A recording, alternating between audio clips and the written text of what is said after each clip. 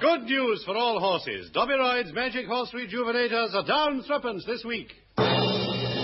Remember, Doberoids melt in your mouth, not in your hoof. What are you feeding your horse? Chocolates? No, Doberoids, the Magic Horse Rejuvenator with the less fattening center. Hot Doberoids. Hot Doberoids. Hot Doberoids. Ah, it's a good drop of horse rejuvenator, that. That looks good. That tastes good. And by golly, that... Yes, the makers of Dobbin's Medical Cummerbunds announce a new exciting addition to their range. It's Round the Horne.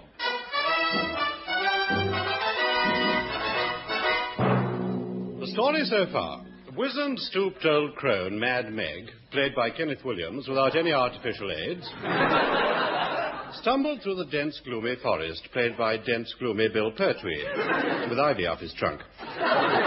Pausing to collect a bundle of faggots, played by the Fraser Hayes Four and Betty Marsden, she suddenly spied a tiny frog, played by tiny but perfect Hugh Paddick. Help, help, quoth the frog. I've got my flipper caught in a bramble. The old lady was amazed to hear the frog speak thus. Quickly she freed it, and the frog was overjoyed. Take me back to your cottage, he said. Let me sleep at the foot of your bed, and when you wake up in the morning, you'll have such a surprise. And sure enough, when Mad Meg awoke next morning, the frog had turned into a handsome prince. Why, she exclaimed, you're not a frog at all, to which the prince replied... I was wondering when you'd tumble. My name's Kenneth Horne.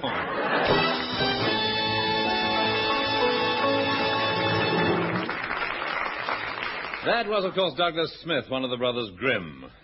They don't come any more grim than Douglas Smith, I can tell you. Now for the answers to last week's questions. First, the what sound was it question. Well, the sounds were the mating call of a female bread pudding, a trouser manufacturer flying south for the winter, and, of course, Peregrine Worsthorne taking his socks off. And the only one who got that was Mr. Peregrine Worsthorne.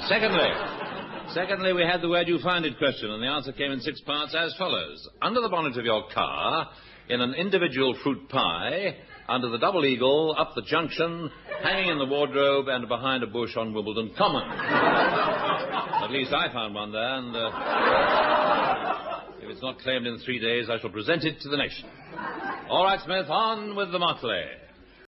Hello again, fans. Oh. This is Douglas Smoochie Smith, the announcer whose skin you love to touch, whose warm, cultured voice sends little frissons down your spines, whose eyes are like great limpid pools Smith, I can't bear you in these narcissistic moods. Oh, I'm sorry, sir, but if you can't say something nice about Smith, someone... the announcement. All right, and now, Kenneth Horne, Master Spy.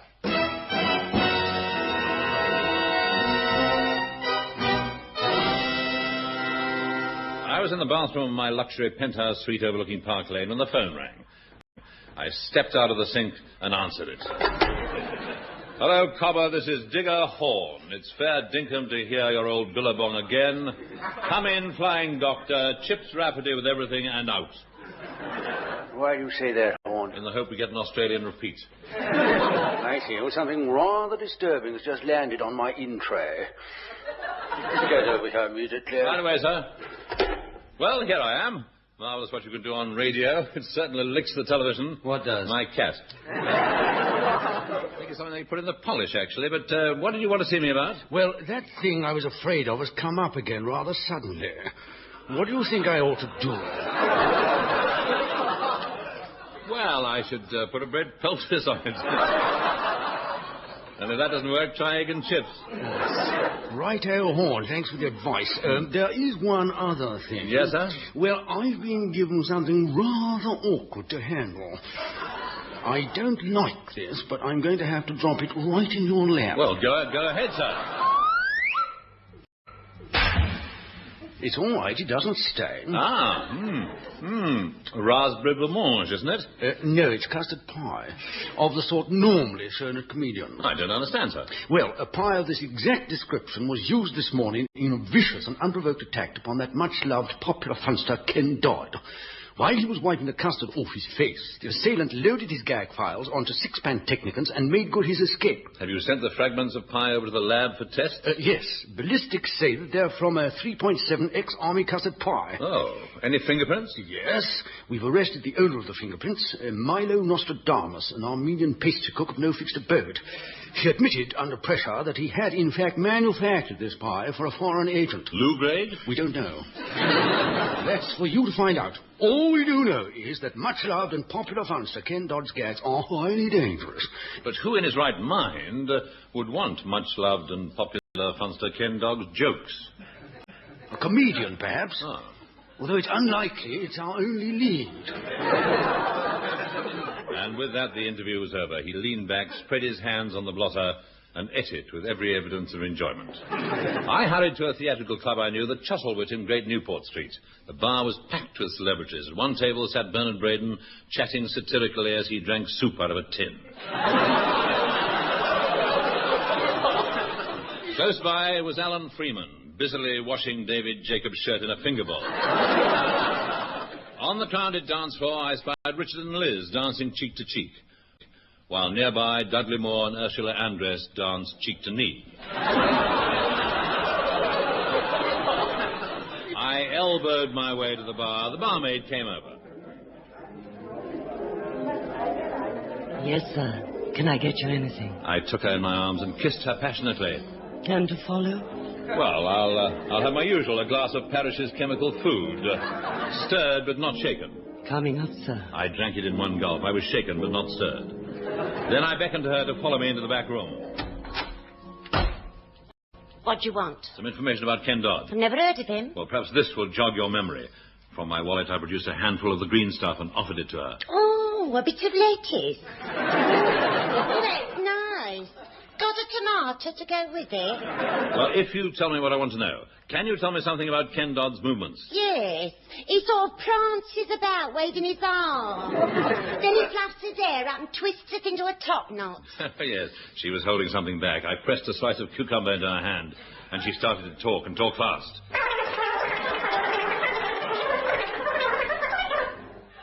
And that's all I know.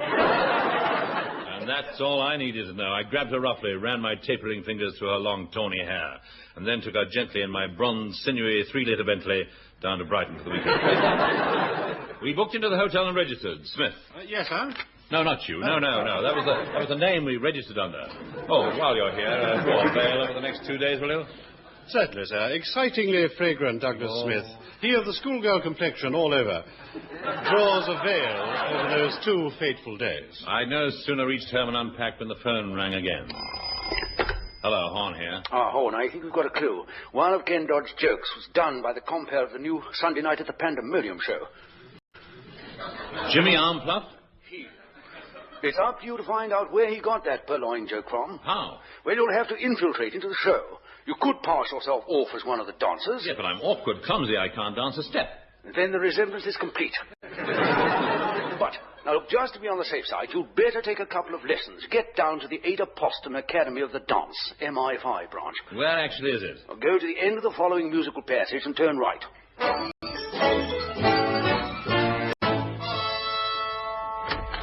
Hello, anybody there? Oh, hello, I'm Julian. This is my friend Sandy.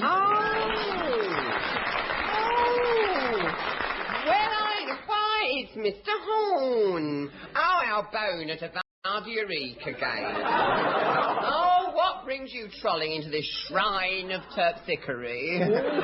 Well, headquarters say I've got to dance. Oh, you carry on, ducky. We'll just sit and watch. No, look, I want a rush course in modern dancing. Rush? We can't go rushing at it like a mad thing. Takes years of hard work and dedication, doesn't it? I mean, look at Sands. Have a look. Look at me. Yeah. I mean, he was a Beams babe till he was 30, won't you say? Beams baby till I was 30. My hair right down. I have lovely hair right down. Sit on it. Sit on it, yes. Lovely. Lovely hair. Never got me anywhere. I I've given my life to the dance. I've given my life. You know that's true. It's an art form, isn't it? It's an art. It's one of the highest cultural manifestations of man. Or woman. You can't manifest yourself in 5 minutes. You can't. I mean it. Yes. It's not just a matter of step, ball, change, dainty wrist, bat your eyelids and hope for the best. Take your actual greats. Take your greats. Dame Margot, Rudolph and Uriah. Well, I mean, old Marge and Rude. They didn't just do it overnight. No. Marge and Rude? No. Yes. Well, take Lionel Blair. You take him.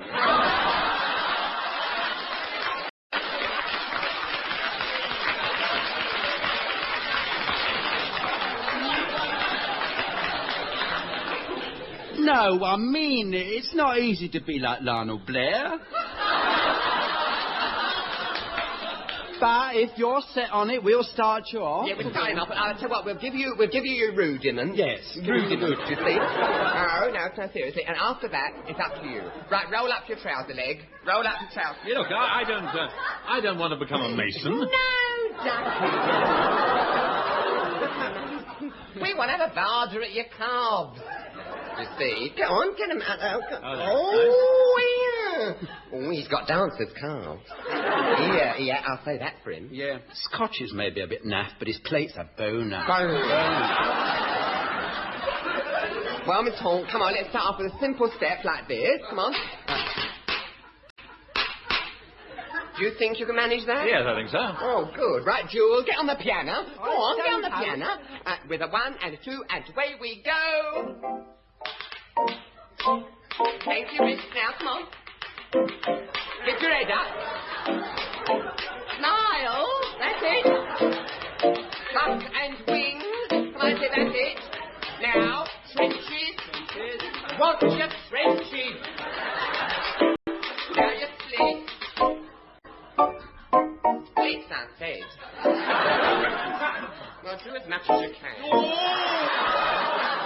How's that? Oh, fantabulous, Ducky. Well, what do you think, Jewel? I think he's got it. By George, he's got it. Oh, yes. Perhaps doing the splits was a bad idea, since only his seam's gone. Well, come on, let's try again.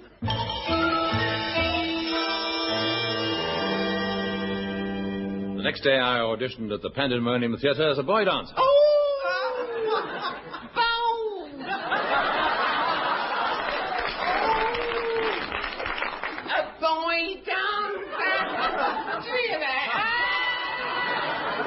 All right, Williams. All right. Your sketch is over. Oh, sorry, I spoke.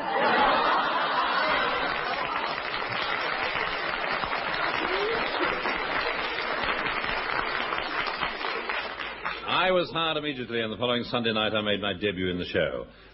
After the opening routine, in which I figured as an Easter bunny, I stood in the wings and watched the compere Jimmy Armfluff as he went through his routine to howls of hysterical apathy from the audience. Oh, fabulous. He said, but sissy, if I walked that way, I wouldn't need talcum powder. Hey, fabulous. Oh, but seriously, it's celebrity time, and we've got some really fabulous celebrities out there in the audience. Why, isn't that Frankie Vaughan sitting down there? Let's have a look. Hey, let's have a look. Well, we are in luck tonight. It isn't. No. That means you won't have to hear us singing side by side yet again. Hey, here's a quick one I just throw in. I went into a French restaurant the other day. I said to the waiter, have you got frog's legs? He said, yes. I said, well, up and give us a chip butty. Hey, fabulous, what? I recognized that joke immediately. Fundamentally, it was the same as that stolen from Ken Dodd, that much-loved, etc., etc., etc. I would have to take this up with Armfluff. After the show, I went straight to his dressing room and knocked on the door. Coming back. Pull up a chip butty and sit down. Well, I'll come straight to the point, Mr. Armfluff. That joke you did, that was stolen from Ken Dodd. Oh, I didn't steal it. I bought it in good faith from our scriptwriters, Galton and Simpson. Not Ray Galton and Alan Simpson, those two whimsical and much-loved laugh-smiths of steptoe fame, whose merry quips have echoed round the nation. Why do you say that? Well, I'm anxious to avoid a libel action. Hey, you can talk to them if you like. They're through there at the office. I went into the next room. Two figures sat crouched over a typewriter. As I entered, they turned. Ah, Mr. Horne, we meet again. You, Ray Galton? Ah, no, Chu and Galton, and this... Lotus Blossom Simpson. See, not lily lighters, merely flakes and imposters have disposed of Leo Galton and Slimson by simple device of persuading them to light TV series on the BBC Two. No one will ever hear of them again. Then it was you who stole Ken Dodd's gag piles. Yes, I admit it. I'm going to become most famous clip lighter in the world. You'll never get away with it. Somebody's bound to find out sooner or later. Who is going to tell them? I am. No, Mr. Horne. Now you are here, I will never let you go. Why? Because I love you. So hard I can't forget. Oh, thank you. All right, I'll let you know. Whilst his attention was distracted, my hand slid down my trouser leg and groped for something concealed in my sock.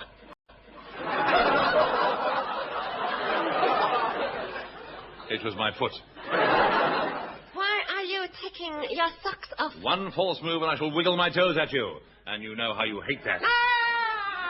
All right, Mr. Horne, you've won for the moment, but you haven't heard the last of Dr. Chu N. Ginsberg, M.A., failed. Come, Lotus Blossom. And gathering the lovely creature into his arms, and with a last despairing cry of... he leapt into the filing cabinet, filed himself under M for missing, and was never seen again. We in MI5 believe that Chu N. Ginsberg and Lotus Blossom are, at this moment, preparing a new series for Harry Corbett and Wilfred Bramble. It's going to be called Steptoe and Number One Son.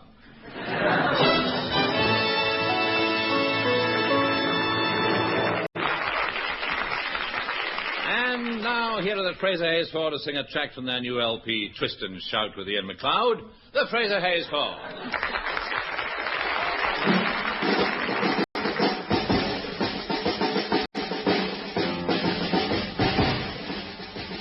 I got my 10 fine toes to wiggle in the sand. Lots of idle fingers snap to my command. A lovely pair of heels that kick to beat the band. Contemplating nature can be fascinating. Add to these a nose that I can pound and a mouth like gum have I. It tells the whole darn world if you don't happen to like it till the end. Thank you kindly. Pass me by, pass me by. If you don't happen to like it, pass me by.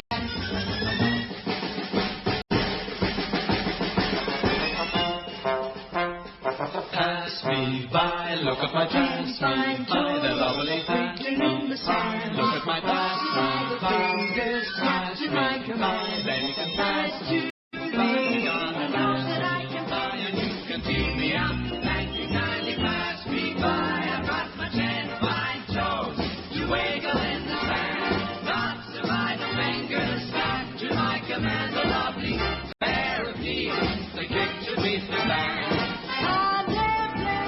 Nature can be fascinating. Add to these a nose that I can love, and a mouth like gum have I. It tells the whole darn world if you don't happen to like it, take me out. Thank you kindly, pass me by. Pass me by. If you don't happen to like it, pass me by.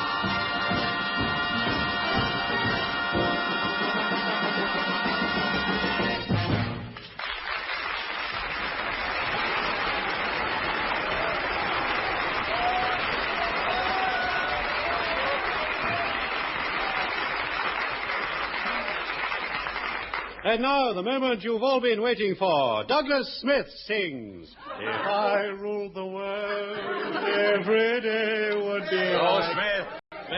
Oh, all right. And now, trends. And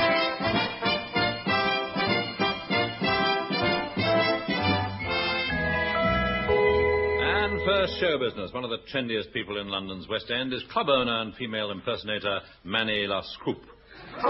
Well, Manny, it really is quite extraordinary the way you manage to look like a woman, sound like a woman, and even act like a woman. Now, what is your secret? Well, you see, I am a woman. Thank you. And now, we're fortunate to have another trendy person with us tonight. Well-known show business astrologer, a man whose predictions have astounded everybody. Maurice Woodrot. Salutations. Sorry I'm late, but something unforeseen took place. I see. Well, now, in the past, you've made some absolutely amazing predictions. Yes, it's hardly an event of world importance occurs without my having made the predictions. Sometimes as long as 6 months afterwards. For instance, I stated categorically last year that 1966 would be an uneventful year for Benjamin Disraeli. And so far, nothing much has. Ah, yes, but the year... Yes, not so far. But the year's not over yet, don't forget. No, but I'm sticking my neck out when I say that. I have to, otherwise I'd choke my shirt front. Well, would you like to make some more predictions for the coming year? Certainly, yes. I predict that in the next few months, man will find intelligent life on jukebox jury. Also forecast that Kenneth Wilson will not win the Miss World competition for the 14th year in succession. And I furthermore prophesy that Cassius Clay will not become governor of South Carolina. Or, and here I'm sticking my neck out once more, Mississippi. I don't want to dampen your ardor. Oh, that's all right. It'll soon dry out. But look, you have been wrong in the past, noticeably before the general election when you said the Tories would get in. Yes, I actually did prophesy a landslide. Yes, when you say it's more like a tidal wave. No. But how do you explain this startlingly wrong prediction? But I wasn't wrong. You see, I said the Tories would get in, but I didn't say in what. Thank you, Maurice Woodrot. Oh, please, don't thank me. It's all in the stars, the celestials.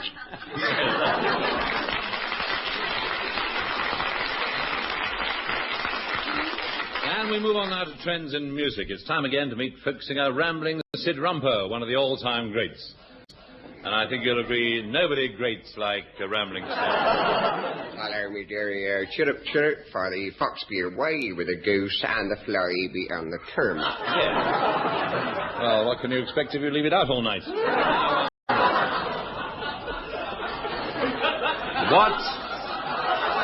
What are you going to sing for us today? Well, I was rummaging in my gander bag for a gladsome ditty to bend your ear with. It's a song of the Royal Scottish Pretender. Oh, Bonnie and Prince Charlie? No, it's for an old Scotch tramp called McWhirter. He pretended to be Queen Frederica in order to get free orange juice. You can't drink metal polish straight, you know. No, it does tend to dull the palate, doesn't it? Yes, quite so. Anyway, we fell to chatting by the wayside, and over a rude meal of hedgehog pate, he sang me it. It tells the story of a simple Highland lass who one day espies a man in a kilt sitting up an oak tree. Hello?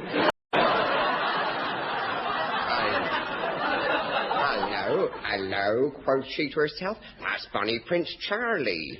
See, well, she could tell it wasn't Mary, Queen of Scots.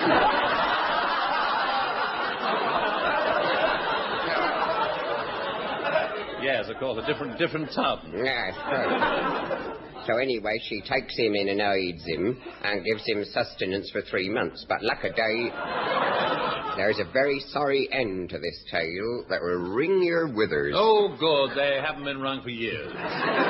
It turns out that he isn't Bolly Prince Charlie after all, but a cabinet maker from Uddersfield called Alf Postlethwaite. Oh, how tragic. Yes, and to this very day, almost 6 months later, the Highlanders still sing the Postlethwaite Lament, which goes after this fashion. Ye maki duna bror mi lamak, a scorpit beastie through the rye. For there's a tatty bogle in me truther over the sea, over the sea to sky. Pull away, me sporran.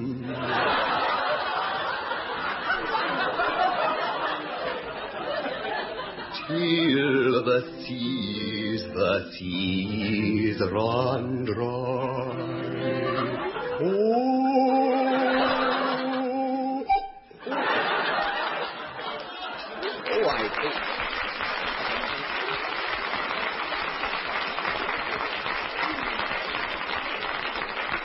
It makes you catch your breath, doesn't it? I think I tattered me bowgirl there. Or caught your breath, perhaps. Now, once again, as our gorge rises slowly in the east, we present the Seamus Android Show, or as it's known in millions of homes, Never on Sunday.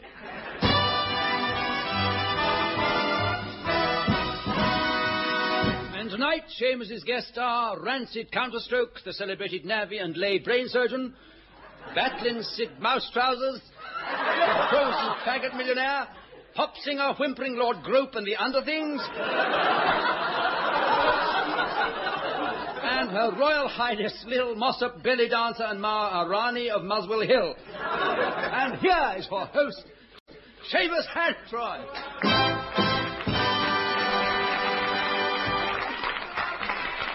Well, hello. Now, before we start, I heard an amusing little story that I thought might amuse you, and I'd like to tell it to you tonight. I'd like to, but I've forgotten it. Well, now, we've had our bit of fun, and now...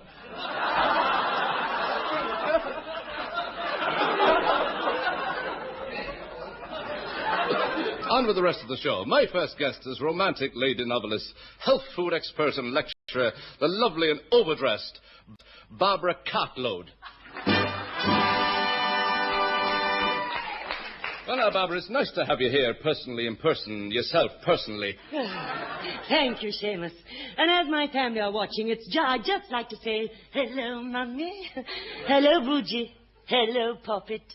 Hello, Granny. She's upstairs having her bath, you know. All right, now, Miss Cartload, I believe that you're England's greatest novelist. Yes, I believe that, too.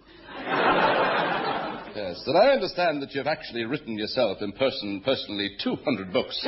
Well, actually, darling, I've written one book 200 times. And they all have the one theme, romantic love. No sex. I don't believe in it. There's too much of it going on nowadays. In my books, the hero gets the heroine in the last page, but all he does is to kiss her hand. After the book's finished, what they do is their own affair. Well, talking of Western Supermare, leads me to our next guest. It's shy, bespectacled ex-Smithfield Porter, now film star Michael Bain. Hello again, shy, bespectacled ex-Smithfield Porter, and welcome to the show. Now, you and Miss Cartload, I believe, have a lot in common. She's a novelist, and I believe you once read a book. Yeah, but I ain't got much time for reading. I mean, we're all living under the shadow of the bomb, ain't we? What chance have you got? You may as well give up. That's what I tell all the birds I lumber back to my flat. For instance, last night I picked up this bird. Yes, well, I believe Barbara wanted to make a point, didn't you, Barbara? No. I was just trying to hog the camera. Oh, Michael, this film you've come along here to plug, I believe that you're getting a record fee for it. Oh, who cares about money? Money doesn't mean nothing to me. They offered me £40,000. I said, what good is money to me when you're living under the shadow of the bomb? I said, keep your £40,000. I want 60,000. What are you going to do with all that lovely money when you've got it? Well, darling, I'm going to fulfil a lifetime ambition. See, I come from a working-class background. I was born on Kirardi Street in Stepney. And I've never forgotten the people who live in that street. Particularly the old girl what brought me up and made me what I am today. I'm going to go down there, I'm going to buy up that lease of her house, and then I'm going to evict the old slaggy.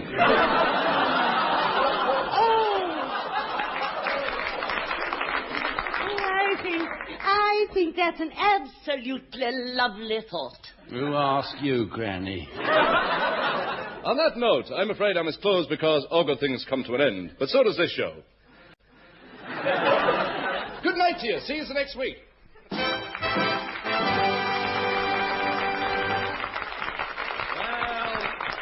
There we are. That was the Seamus Android Show. And would anybody who witnessed the accident...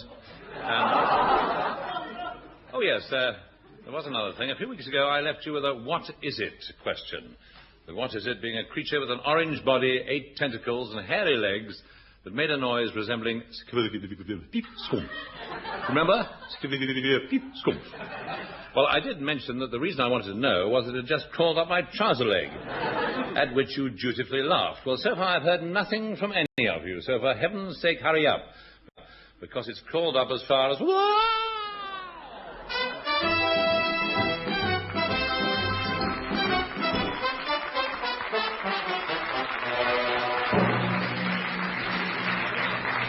And there the pathetic message ends, as does Round the Horne. Appearing in it were Kenneth Horne, with Kenneth Williams, Hugh Paddick, Betty Marsden, and Bill Pertwee. On the musical side, you heard the Fraser Hayes Four and Edwin Braden and the Hornblowers. The script was written by Barry Took and Marty Feldman, and the show is produced by John Simmons.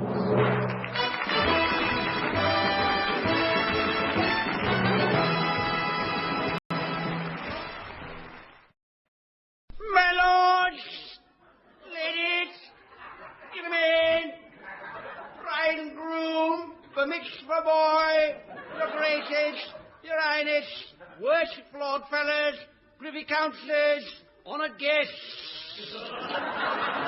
Please be upstanding and charge your glasses. The toast is the Television and Wireless Cleanliness Campaign, with which I should like to couple Round the Horne.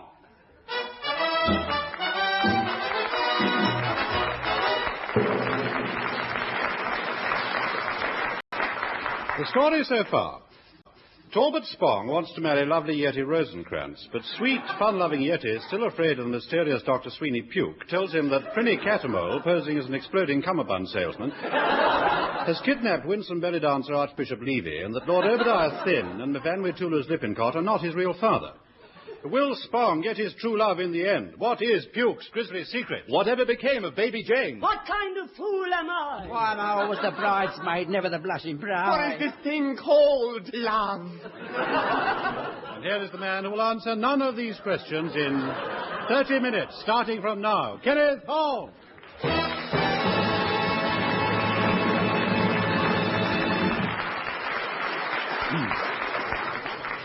That was Douglas Smith, who wishes it to be known he has no connection.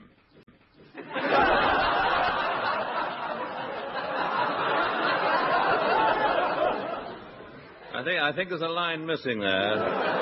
Oh, no, perhaps it's all right as it stands. Well, now for the answers to last week's questions. First, the what do the following initials stand for question. RSVP.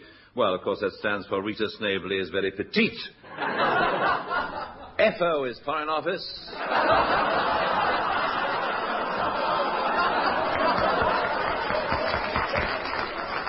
BO is Box Office.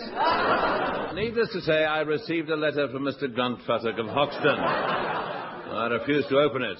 I know, of course, it is from the ubiquitous Gruntfuttock, as the envelope is rather bulky and something squashy inside that ticks, and the whole affair smells rather strongly of camphor and cheese spread. Anyhow, finally, the odd man out question. That was, of course, Danny LaRue. All the others are obtainable on doctor's prescription, except for the surgical goat cozy. And I just threw that in to fool you, you see. Right, Smith. Hello, Fats. Oh. Here's Douglas Dolly Smith. Younger than springtime, cool as a mountain stream, and fresh now as the moment when my pod went... Well, Smith, keep taking the tablets and announce the next item. Ladies and gentlemen, the Kenneth Horne Theatre of Suspense.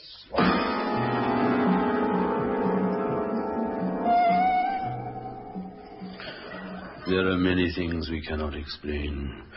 What is extrasensory perception? How does telepathy work? What was I doing behind a bush on Clapham Common? With a pair of binoculars and a stocking over my face. These are just some of the things I cannot explain. But come with us on a journey into the supernatural, up the eerie passage of the inexplicable. Oh, get on with it, Hugh. Stop hanging it out.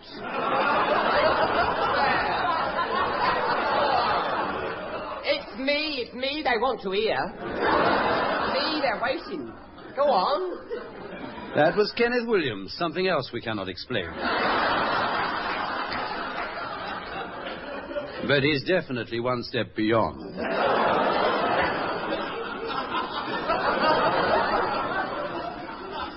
Come with us now. Are you afraid? Afraid to meet some of the creatures that lurk in the twilight sanctum.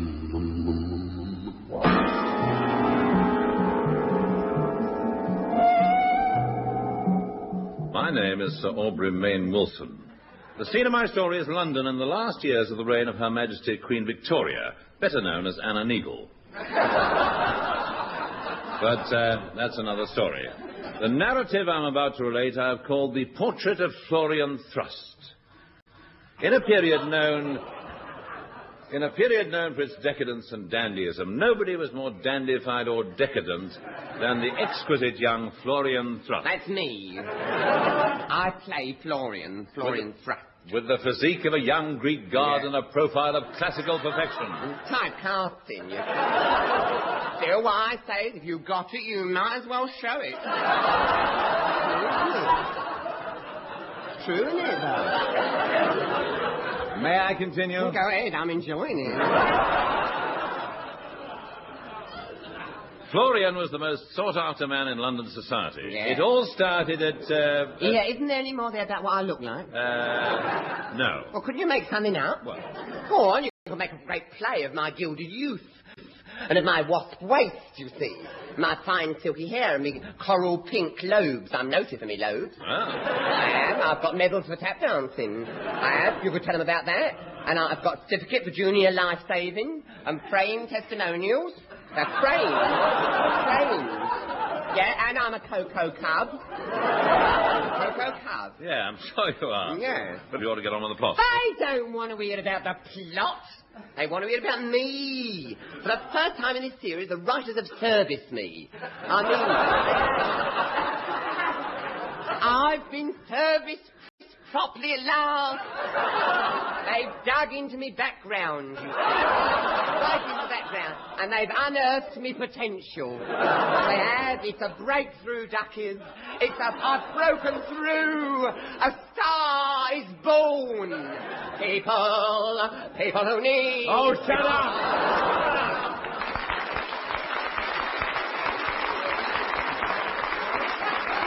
Shut up!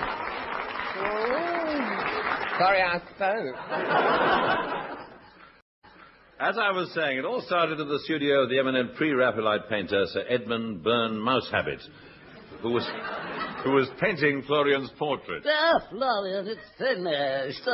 Best thing I've ever done. What do you think? You've caught the essential me. You've trapped my enigma on canvas. It conveys my... No. It conveys my exquisite personality, the essence of my sublime good looks. Oh, it does my heart good to read that.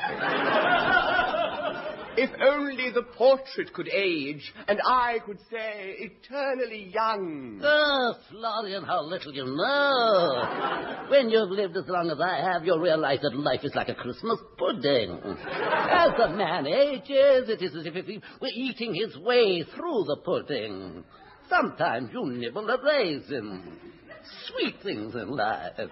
Sometimes you get a bit of holly stuck in your gum, or flaming brandy sets fire to your eyebrows. Little upsets of life. But in the end, when the pudding of life is nearly gone and all you've got left is a little custard round your plate, then comes life's reward. You still have your threepenny bit. Isn't that something to look forward to? Getting your hands on your threepenny bit? I want to stay as I am, a thing of beauty and a joy forever. Just a moment. What was that? What's wrong, Florian? You've gone quite quiet. Blanched visibly. I don't know what it was. I had the most peculiar feeling. It was almost as if... No, that's silly. Oh, you can talk to me, Florian. You know I understand you. But it was almost as if my portrait came alive for a moment and said, I will grow old for you and you will remain eternally youthful. What can it mean? It means you've been at the metal polish again.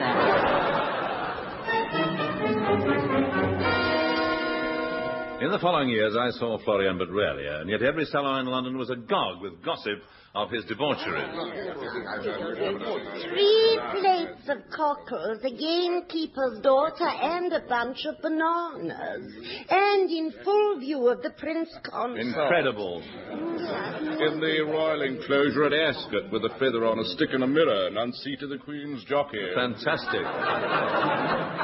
Down Piccadilly in broad daylight and knocked a policeman's hat off with it. The goat survived, but the bishop will never be the same again. Unbelievable. Yes, incredible, fantastic, and unbelievable though it seemed, it was all true, except that bit about the goat. But Florian was going downhill fast. As an old friend of the family, I decided to pay a call on his wife. The butler, old Bollweevil, opened the door to me. Oh, good evening, Sir Aubrey. May I take your coat? Yes, there you are. May I have your hat? Yes, sir. Thank you, sir. If you don't want them boots, they'll do me a treat and all. I entered the drawing room where a distraught Esmeralda Thrust was waiting for me. Thank heavens you've come. I'm beside myself with worry. It's Florian. He's gone to pot. Well, I'll wait till he comes back, shall I? These last 25 years, life has been hell. He treats me abominably. Every Friday night he goes out at 8 o'clock. And do you know what time he comes in? No, when? Tuesday. and he leaves things lying about the house. Well, what sort of thing? Women. There's one in the bathroom, 2 in the study, and 1 in the spare bedroom. Do you think there's someone else? Well, I don't know. Have you peeped under the bed? Many times. Many times. Well, why don't you leave him? No, I can't. What about the stigma? Well, perhaps the court could give you custody of it. You don't understand. I love him. But he's changed. Ever since he's had that accursed portrait. He keeps it locked in the attic, and he won't let anybody look at it. It's as if that portrait is exerting some evil power. What should I do? Advise me how to act. It's too late to worry about that, dear. Just flail your arms about like you usually do. They should have given that part to Hugh, really. He was the Sir John Gingold of his day. Yes. Tell him what Sir Michael Redgrave said to you. Go on, tell him. What about stop bothering his daughter?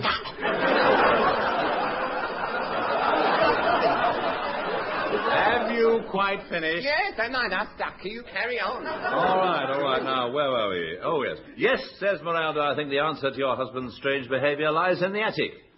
That portrait, I think we should see it.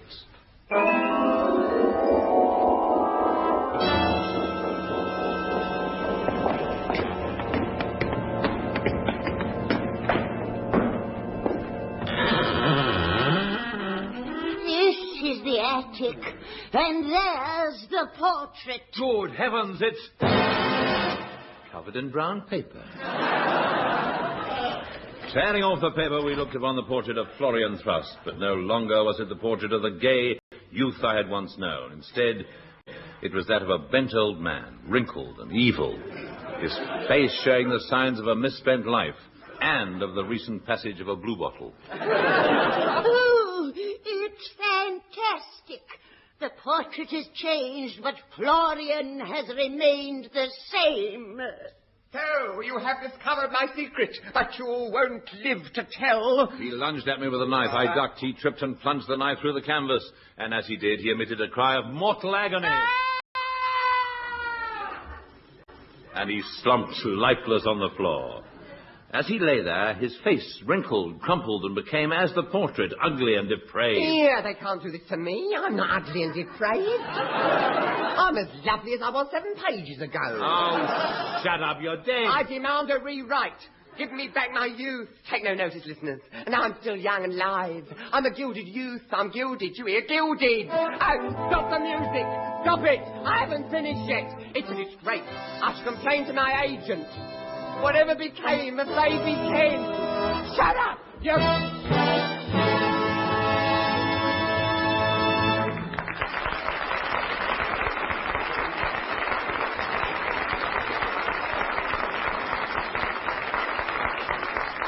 And there the pathetic story ends. Not perhaps in the way Oscar Wilde would have written it.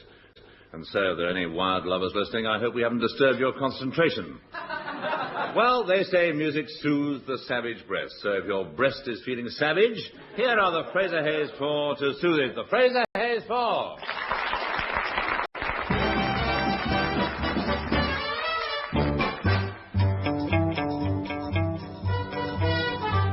Oh, woe is me, what goes with me? I hate this living I chose for me. Tired of eating misery. Should I never wrong unless I'm home cooking. Home cooking. Life is cruel, I was a fool to roam. I climb this hill, I try this dale, and then I step on a rusty nail. Never even get no mail. I'm so far from all that goes with home cooking. Home cooking.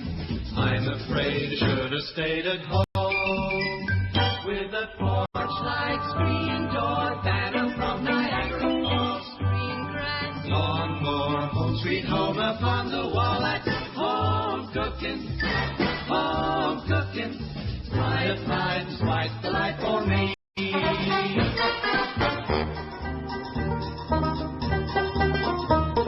A rolling stone don't get no moss. They don't get nothing but double crust. See the world, that's applesauce. Nothing anywhere as fine as home cooking.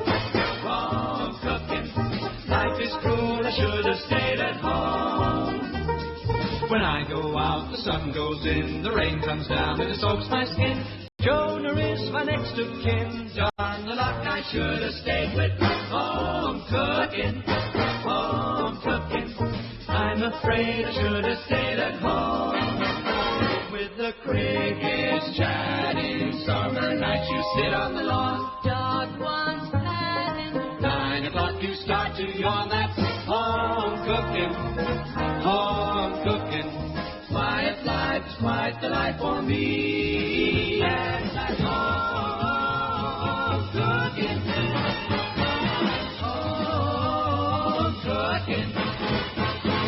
Quiet life is quite the life for me.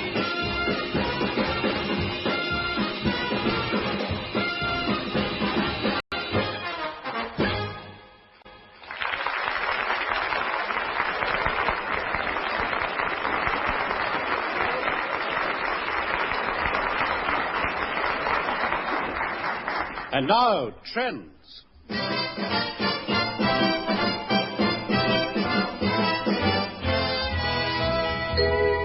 First, the world of fashion. With me in the studio are the trendy, pace-setting fashion designers Mary Quince and her husband, Alexander Strumpet Grebe.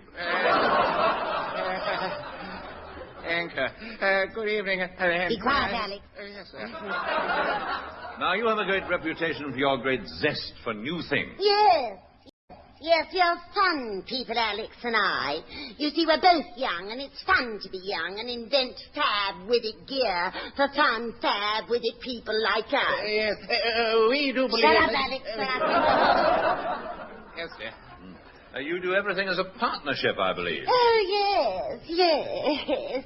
I wouldn't do anything without Alex, and he wouldn't dare, he wouldn't want to do anything without me. Oh, it's such fun doing things together. We just simply share everything, don't we, Alex? Well, yes. Alex, sit. Yes. Now behave yourself or you'll sleep in the wardrobe again tonight. Oh, yes, indeed, everything's a partnership with us. Alex brings out the tea in the morning. I drink it. He washes the car. I dried it. I also do things for him. I mean, I design the dresses. He wears them.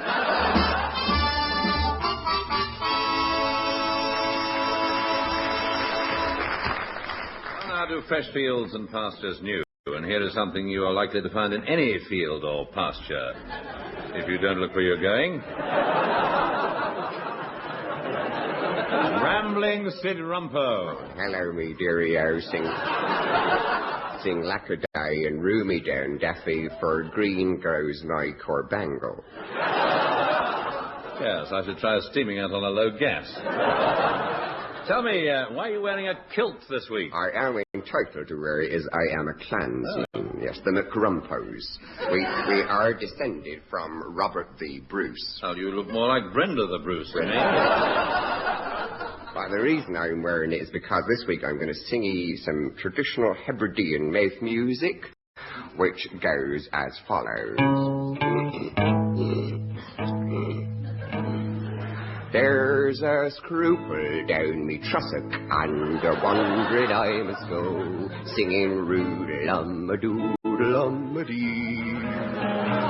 Oh, I'll nadger in me scrummit for me sporran swinging free, with me lummocks all a-jangling as I go.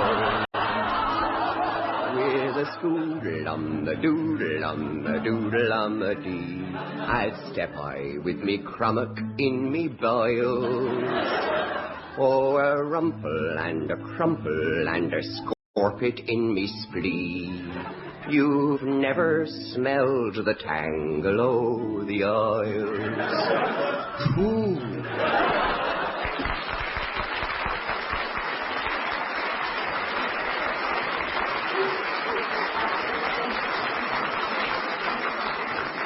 Ah, there he goes, his kilt swinging in the breeze. All mouth music and no trousers. Lang may his lum reek. That's one of the penalties of sleeping outdoors, I suppose. Now, the trend in the theatre is back to the 40s, what is getting to be known as the wasn't it fun when they were dropping bombs on us and we were all half starving school of drama. Here's an excerpt from one of those war epics, The Hasty Nose, starring Dame Celia Molestrangler and aging juvenile Binky Huckaback.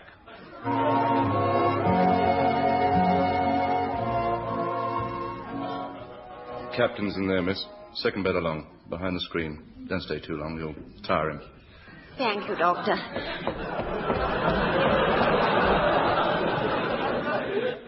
Charles. You come, Fiona. I had to come. I knew you would. I knew you knew I would. Yes, I know. I always knew. And yet, I was uncertain. Lip-bitingly, stomach-turningly, heart-flutteringly, eyebrow-raisingly, shoulder-shruggingly uncertain. But still, somehow, sure. And you, Fiona? I was sure, too. Stiff upper-lippedly, teeth-grittedly, dog in the mangerly, utterly sure, and yet somehow uncertain. I know. I know you know. I know you know, I know. Yes, I know. You see, that's the wonderful thing about us. It's all unspoken. Are they looking after you here, Charles? Yes. The swelling's gone down.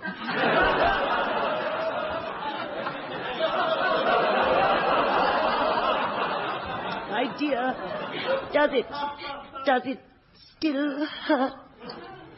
Only when you poke it with your umbrella like that.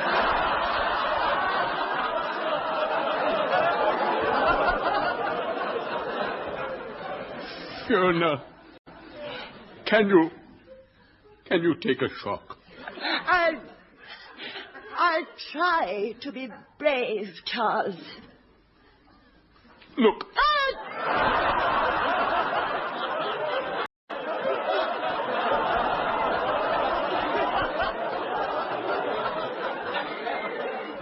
Charles. Not a pretty sight, is it?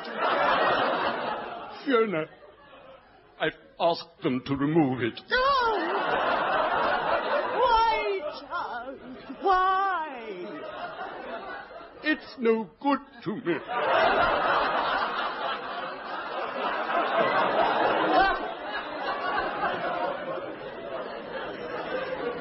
I want them to take it away. I'd rather not have it at all than have it like this. Oh, it's cold, Fiona, it's cold. Do you understand, Fiona? Do you say you understand? I understand, Charles. There's nothing worse than a cold hot water bottle.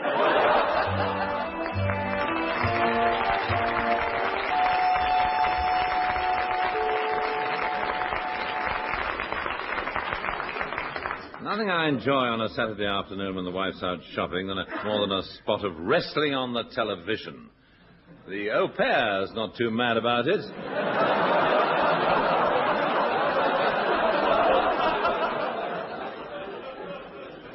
Says it gives her backache. Oh, in order to find out a little more about the wrestling game, I paid a visit last week to a gym in the West End, where the top grapplers train. The sign on the door said, Boner Promotion. Hello, anyone there? Oh, hello, I'm Julian. This is my friend Sandy. Yes.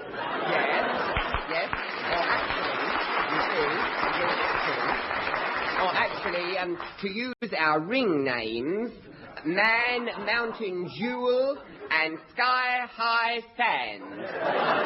But tell me, John, what brings you trolling in here? Well, I believe you're experts on wrestling, and I wondered if you could fill me in. Oh, yeah.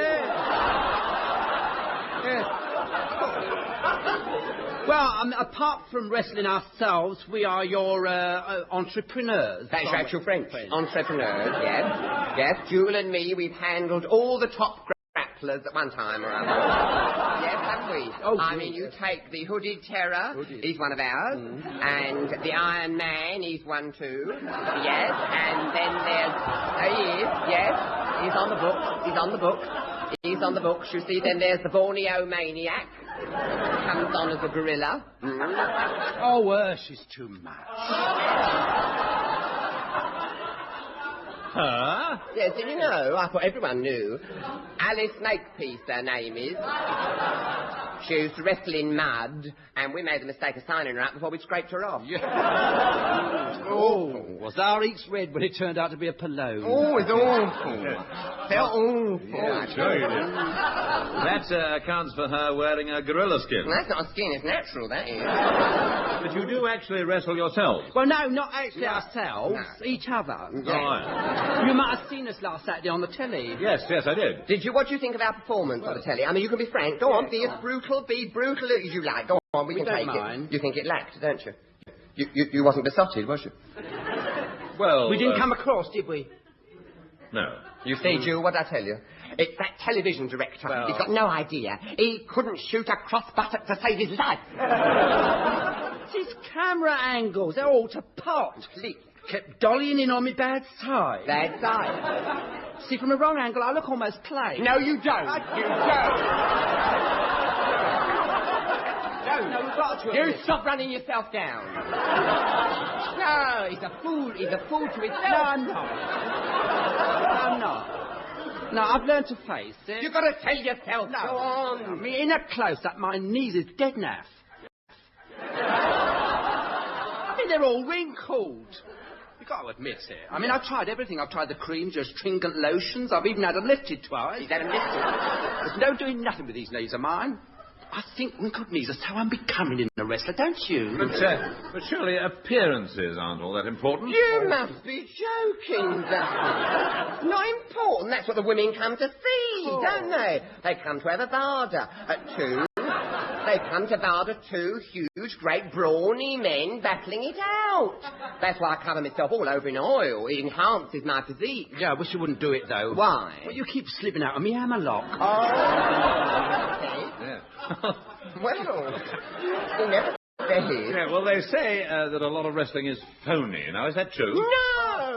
No, last week, for instance, me and Jewel, and it's true, we had a real grudge fight. We did, Didn't we? yes. Both got our wilds up in the herd. Yeah. Well, I mean, he started it, hogging the close-ups like that. Maybe, Ducky, it's no excuse for what you did. That was really hard. It was bestial what he did, Mr. Horne. It was bestial what he did. He grabbed me. Yeah? He grabbed me by the wrist, he pinned me down, and then he broke it. Your wrist? No, Ducky, me fingernail.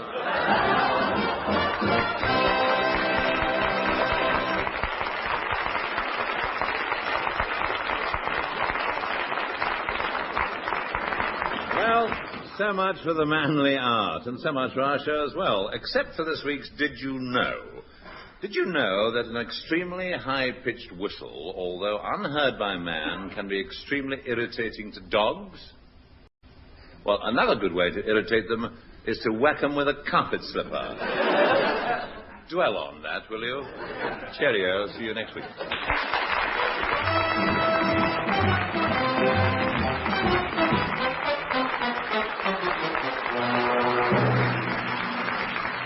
That was Round the Horne, starring Kenneth Horne, with Kenneth Williams, Hugh Paddick, Betty Marsden, and Bill Pertwee. On the musical side, you heard the Fraser Hayes Four and Edwin Braden and the Hornblowers. The script was written by Barry Took and Marty Feldman, and the show is produced by John Simmons.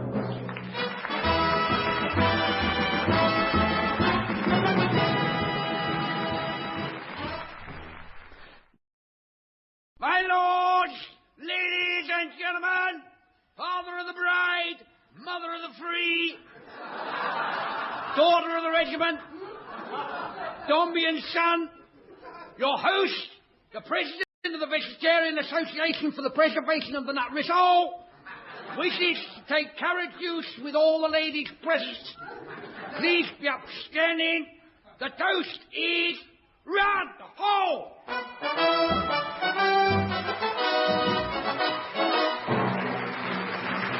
And in this edition, you'll be able to meet the Mungo brothers, assisted by Doris, in Thrills and Spills on the McGillicuddy Pudding. There'll be a song or two from Musty Jack Spong, radio's yodeling chicken sexer. Music in the modern manner from Salvador Lip and his Latin American thing. And bringing up the rear will be the Reverend Barney Grote and his band of exploding nudists. Here is your master of ceremonies, Kenneth, some mothers do have 'em, Horne.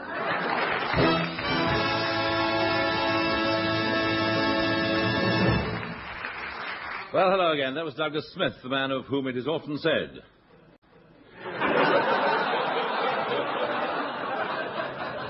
And quite rightly, too. Although he says he can prove he was home in bed at the time. Now, for the answers to last week's questions, first the Spot the Ball contest. It was, of course, in the top left-hand corner of the photograph, and not where you suggested, Mr. Gruntpatrick of Hot.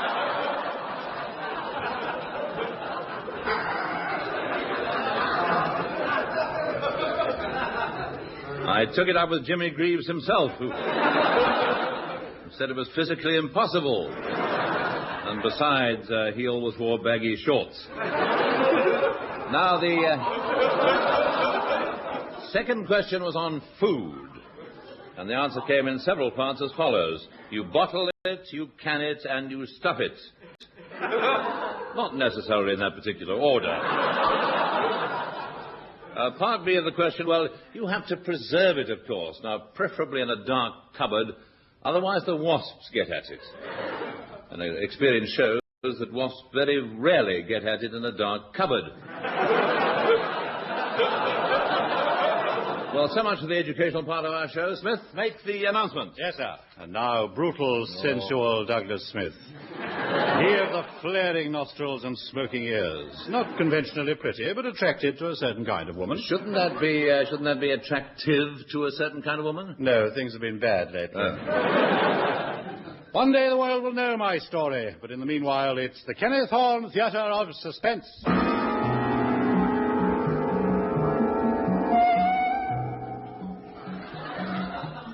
The human mind has been called a dustbin of the emotions. Come with me now, exploring your dustbin. Under the fish heads and the potato peelings of the conscious, down into the depths where lurks something nasty wrapped in newspaper. Open the paper and you'll find yourself in the twilight sanctum.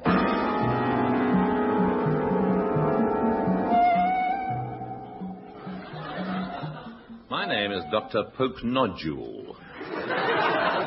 I think it's an anagram for London Docks, but I'm not sure.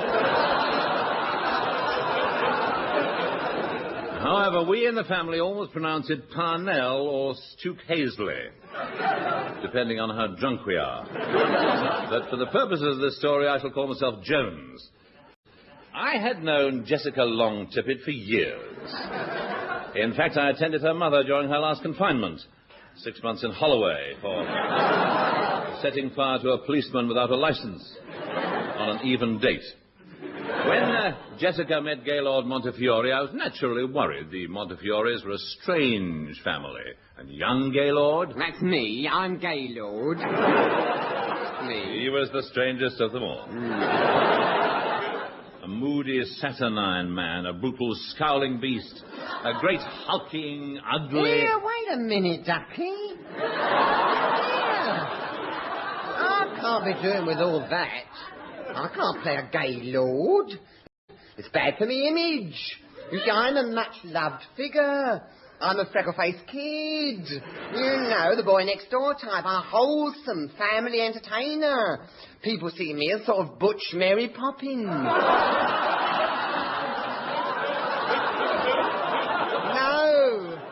I mean, I've got the public to think of. Yeah. The public what? The masses who worship me. The little people for whom I'm a hope and a symbol. I have a sacred trust. So trust? Trust. That's with a T on it. Yes.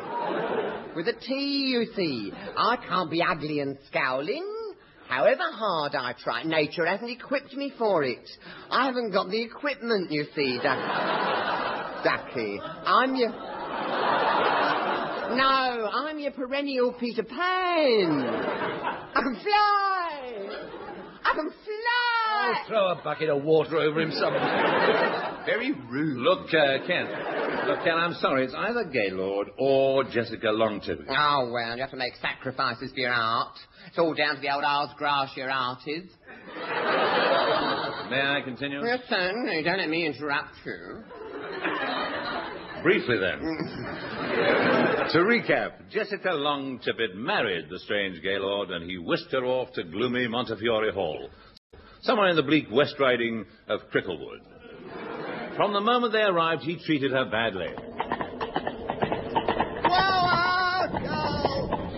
Did you enjoy the ride, dear? Yes, thank you, Jessica. Well, would you get off my back now?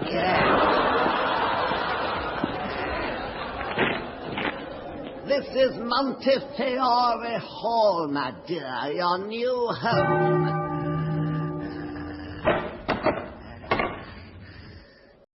Welcome home, Master Gaylord. Oh, Gaylord, who is it?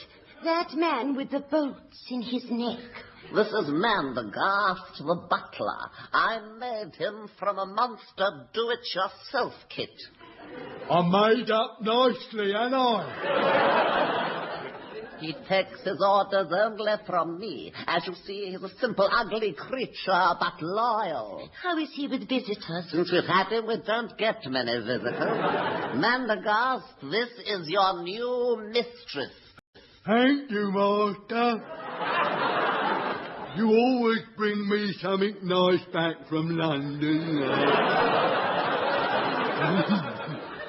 Come here, my little booty. Old man Degas will show you a thing or two. My word, you're a plump little thing, aren't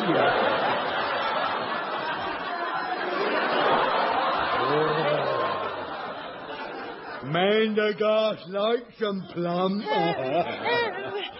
Tell him to put me down, Gaylord. Drop it, man, the gas. Bad boy. Stop it, or you'll go back in your box. This lady is my wife. I want you to treat her as you did the others. Yes, master. Come here, my lovely. Man Degas won't hurt you. Don't get man the gas. I'll tell you when.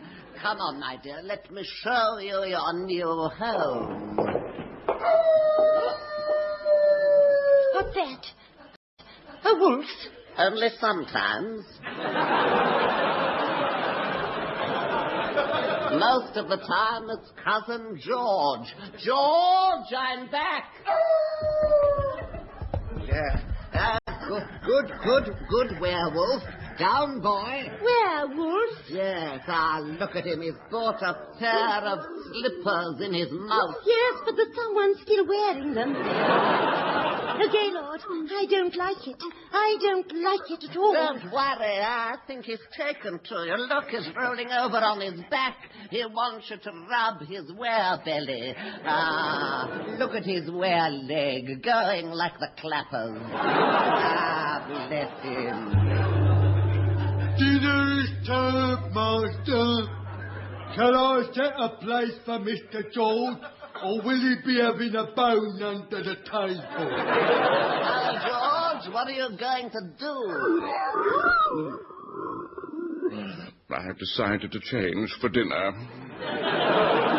What is on the menu tonight, Mandergast? I a newt, toe of frog, wool of bat, and tongue of dog. With chips. If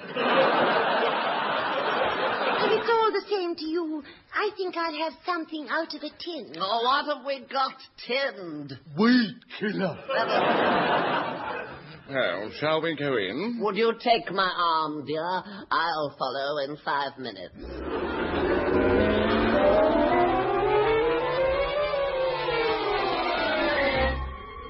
At first, Jessica noticed nothing out of the ordinary, but as time went on, Gaylord began to behave more and more strangely. Jessica went into a decline. You don't seem well, my dear. You haven't touched the nice cup of arsenic Mandergast prepared. I think someone's put cocoa in it. Nonsense. Your mind is beginning to wander. What? Listen. There it goes again. What? I can't hear anything. Listen. The organ. That damn organ. Every night it starts like that and then...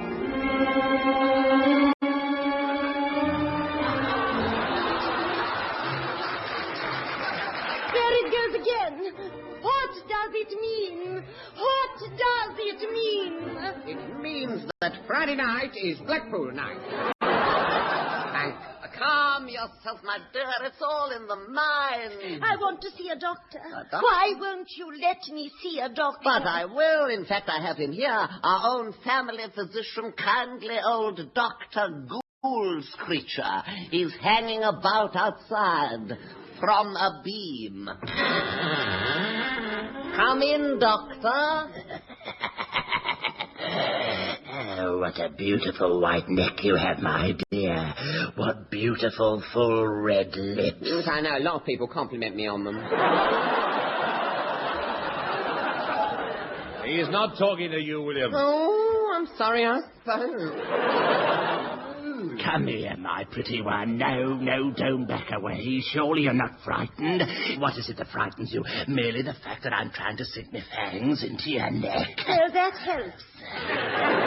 I'm just going to test your reflexes, my dear. Now, if I tap you here and here and here and here and here and here and here. Yes, thank you.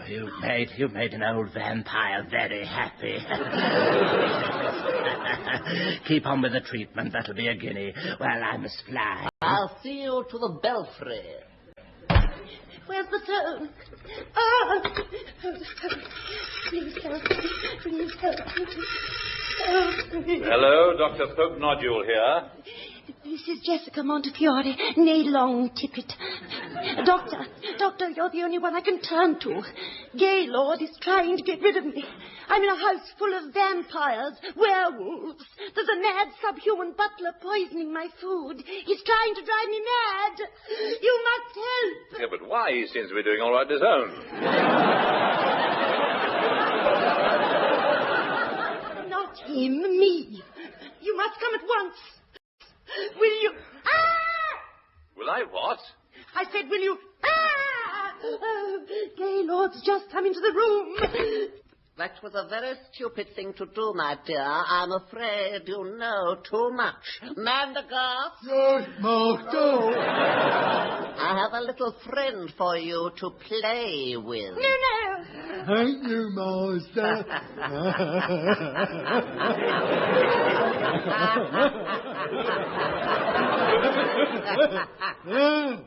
Yeah, I think we got the best out of that. You'll enjoy a little game, won't you, Mandergaard? Oh, yes, Master. Now? Now. Come here, my dear. Not so fast, Montefiore. The jig is up. The house is completely surrounded by one slow-witted village constable who has orders to run you down with his bicycle if you try to escape. They'll never take me alive. I'm getting out, and I'm taking Jessica with me. One move and I shoot. Oh, will you? Oh!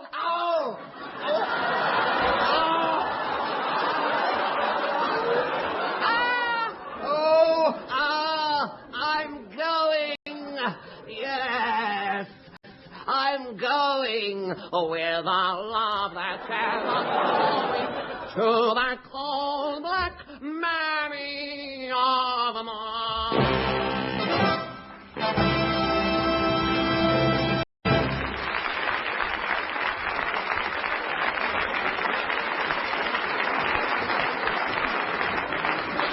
And there our story ends.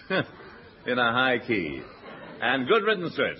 Now it's time for a track from the new LP, Songs for Senile Lovers. Sung by the Fraser Hayes Four.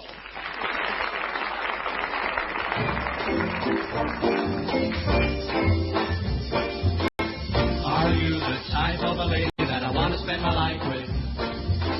The kind I share all my happiness and troubles and my strife with. Do you have all of the qualities a guy could ever hope for? Can't rush the situation is the one I might have looked for. I must know. Will you be good for me or be bad? I must know. The very thought is driving me nuts. If you should feel pretty sure of me, will you become demanding? When I decide what is right for us, will you be understanding? Are you content with a simple life loaded with ambition?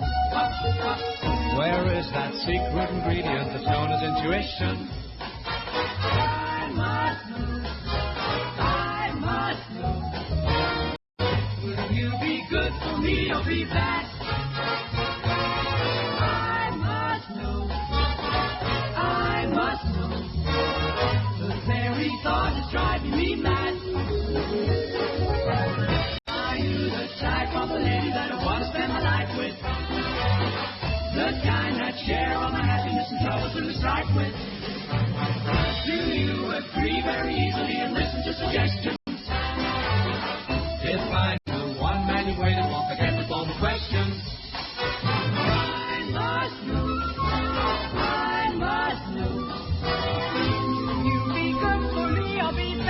Don't be bad. I must know. The very thought is driving me mad. I must know. Will you be good or bad? This thought is driving me mad, and that's the reason I must know.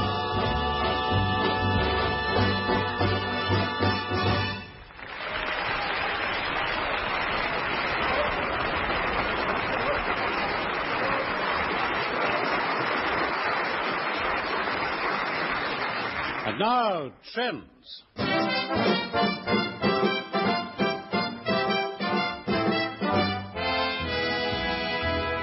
And first, trends in music. Last year, the readers of the Melody Express voted our next guest, Rambling Sid Rumpo, the man most likely to. Since then, he has frequently. But he's managed to repair it with sticky tape and is with us again tonight. Good evening, Rambling Sid. Hello, me dearie-o, for it's for the open road where the wind blows free, and I've plighted me lummock to a tall pine tree. Well, it's up to you, of course, but look out for the woodpeckers. Now, what are you going to sing for us this week? Well, I've been having a dip in me gander bag, and I've come up with a traditional Cornish cider bottler's song, which they sing in lieu and hope. They sing it whilst they're bottling their scrumpy. The head butler, or great nadger, squats on his groat stool, and the apprentice butlers, or bogle twisters, so called because it is their function to twist their bogles, stand round in a circle, passing his bottle from hand to hand. Then one of them secretes it, and the great nadger, feigning dismay, offers them the traditional groat if they'll give him his bottle back, but they say him nay. And so he offers them a fine plucked grummet, and then they let him have it. Yeah.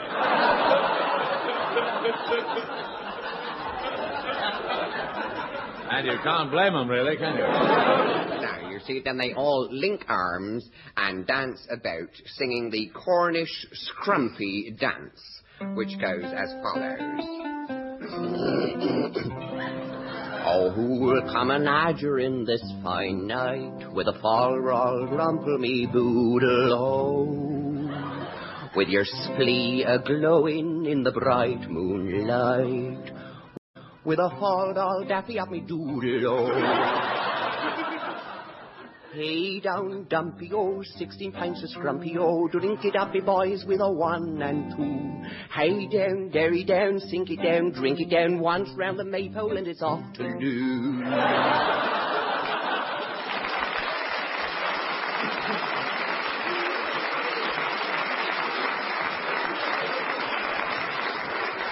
And who could fail to be stirred by that?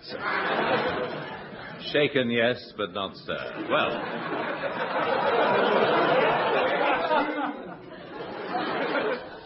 Well, the prevalent mood is still back to the 40s, and nowadays we're getting all nostalgic about powdered eggs and Giraldo.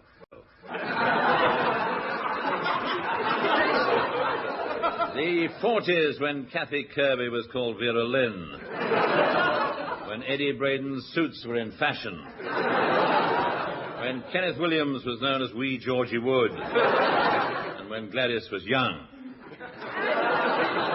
Also back in fashion are the revivals of the stiff upper lip, get one for me, Johnny, you can't send a boy like me up in a crate like that, the rear gunner's copped a package, sir, we'll have to make it back on one wing, when this ghastly business is all over, Evadne, we'll go away somewhere together type of film.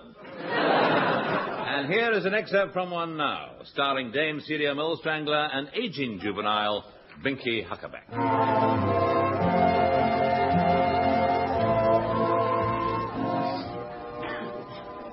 Must you, Charles? Must you? You know I must. I don't like it, Charles. I don't like it at all. Neither do I, Fiona. But it's got to be done. Somebody's got to do it. When you're up there, do you think of me down here? Thinking of you up there? Constantly. Never-endingly, finger-drummingly, heart-poundingly, breath-holdingly, toe-kerningly, stomach-going overly. And you, Fiona, when you're down here, do you think of me up there, thinking of you down here? Thinking of me up there, down here? Yes, Charles. I know. I know you know. I know you know I know. Yes, I know. And yet, when I open my mouth, the words just won't come. Why not, Charles? I speak through my nose. Hold me, darling. Hold me. Oh, Charles. I wish we could stay like this forever. There's the alarm. I must go. Must you, Charles? Must you? I have to do what I have to do. And you have to do what you have to do. We both have to do what we have to do. On our own. Perhaps one day we'll be able to do what we have to do together. Goodbye, Fiona. Is my cap on straight? Yes, Charles. I shall always remember you standing there in your uniform. So calm, so splendidly calm, so utterly brave. Goodbye, Charles. Wave to me as you go up. I will. Goodbye. Going up, first floor, ladies' lingerie, household goods and fairly clothes. Tried it all.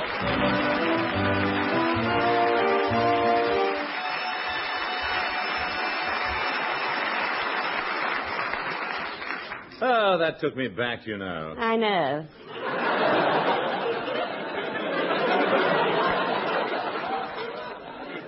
I know you know.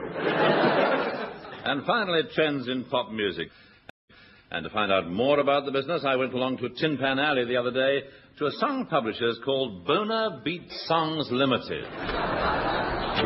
Hello, anyone there? Oh, hello, I'm Julian. This is my friend Sandy. Oh, it's Mr. Horne. Oh, our boner to Valdurique again. Oh, what brings you trolling in here, then?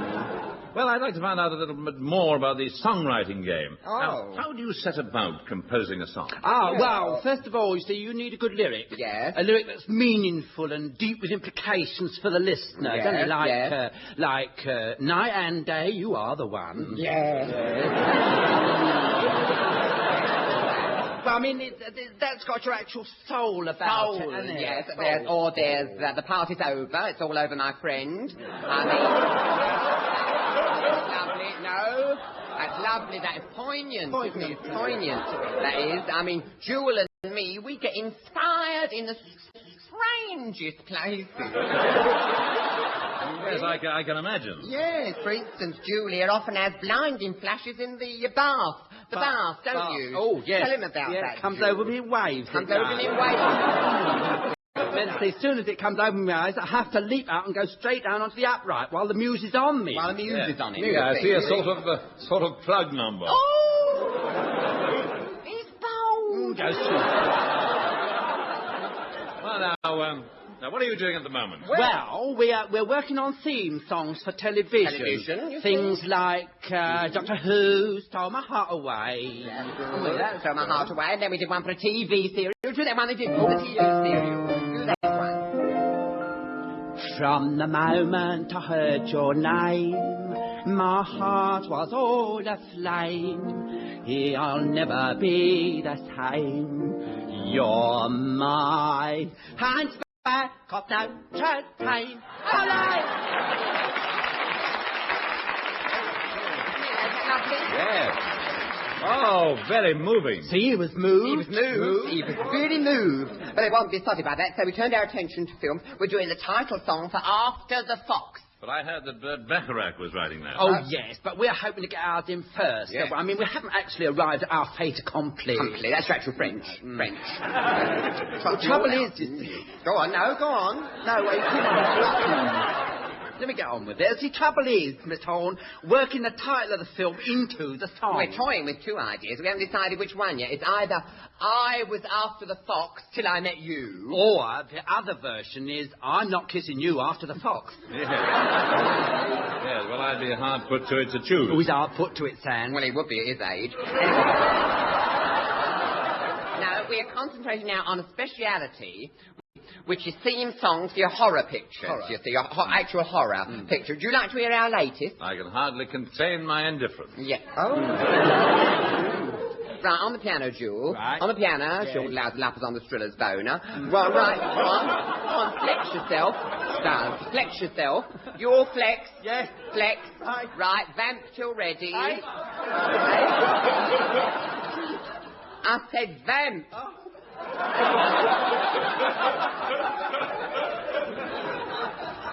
Don't flutter your eyelids.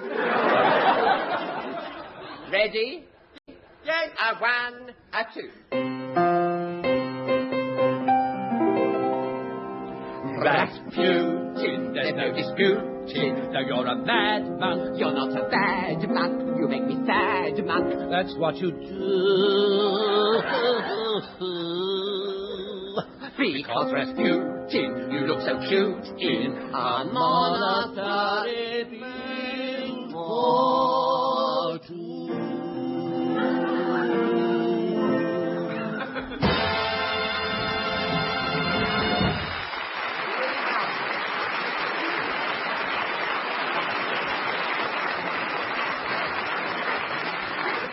And there they go, sort of Jules Stein and Frank Lesser. Trouble is, it's difficult to work out which is the lesser of the two evils. Well, so much for this week's show, except for the Riddle Me Ree, which goes as follows. Now, my first part is clammy, my second part is green with stripes, my third part can't get through a door unless carried sideways, and the sum of my parts hangs from a chandelier. Now, what am I? Answers, please, not to me, but to Eddie Braden, who wants to know urgently as they're coming through his wall again. There we go. See you next week.